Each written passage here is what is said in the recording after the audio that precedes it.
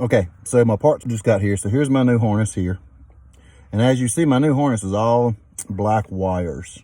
So the trick behind this, so I don't mess things up, is to do one wire at a time. So the location of where it goes inside the clip needs to match what's already there. The very first thing I'm gonna do is I'm going to make sure that my ends look pretty close to the same. And then I'm gonna make sure that it fits into my resistor. Before I go to cutting any wires, I wanna double check that everything works and lines up, fits in there perfectly, okay?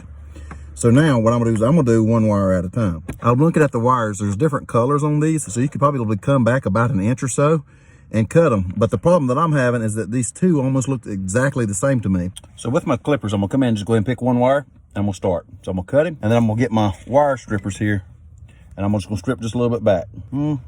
Didn't go that far, I'm gonna try it again. There we go. So I cut it probably about a 1/4 inch back. Now, this wiring harness come with a new set of butt connectors that got heat shrink onto them. So I'm going to add my butt connector onto the end of it, crimp it, and then I'll go ahead and pick out which location goes to that wire and I'll attach it like this. Now, so what I'll do is I went ahead and found that it's the first one here on the top.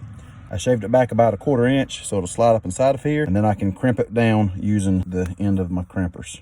And then I give it a tug to make sure that it's still good and tight. What I found out that what I'm gonna have to do, because of the wiring size difference, this wire is a whole lot thicker than this wire. What I did is I skint this back about 3/4 of an inch and then doubled it over. That way it would be tight inside this big connector. After I do all 4 of them, what I'm gonna do is go get my heat gun and I'm gonna heat it up and make these shrink down so they're tight. All right, so just like that, I've got them all cut together, put back together exactly how they come off. If I look at the old one, the camera really doesn't do it justice. I can see right there how that piece is coming loose. And that's where my issue is. Because of what I've learned over my years of doing this, before I heat shrink it, I've got them all hooked up. I'm gonna go ahead and hook it, back it up, and I'm gonna test it. There's off.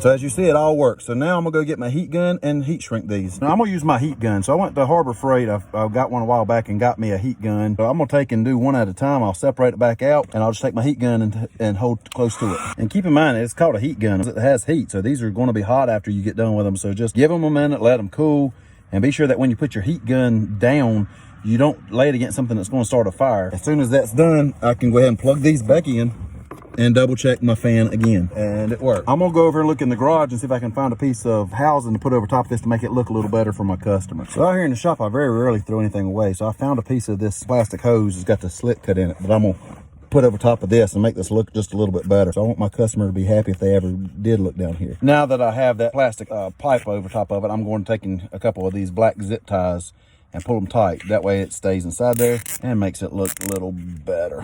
And like that, it just tucks back up in place. It looks a whole lot better. There's a whole lot more room. Somebody's really gonna have to be wanting to kick that to bust it down.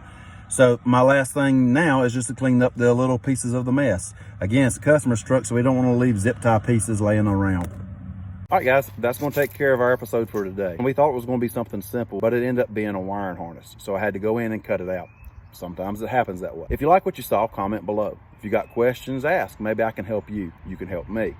Also, as I always tell you, anytime you get into a job and you start to get frustrated, walk away from it. Go get you a drink, go watch a television show, and then come back.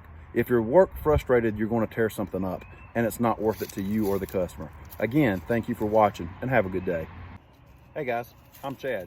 Thank you for watching today's video. If you have any questions, be sure to comment below. I'll try to get in touch with you as quick as I can. Again, remember, anytime that you're working on any of these projects, if you start to get frustrated, it's time to walk away and come back later. If you work on it while you're frustrated, you're likely to break something, and that's going to make you pay a whole lot more. Thank you again for watching. Please subscribe and like my channel. Thank you.